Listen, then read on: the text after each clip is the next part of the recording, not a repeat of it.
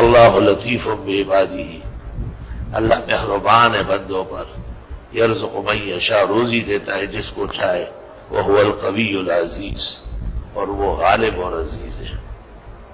یہ آیت نمبر 19 ہے سورۃ شورى۔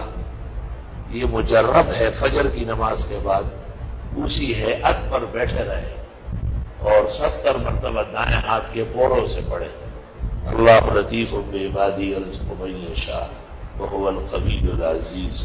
کبھی بھی رزق کی تنگی اللہ نہیں دکھائے، ہمیشہ رزق ہے وہ ساتھ ہو۔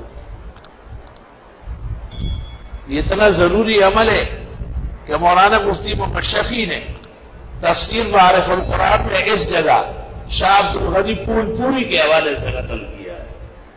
شاہ عبد الغنی پھول پوری بہت بڑے مدرس تھے، مولانا اشرف علی کے بڑے خلیفہ تھے۔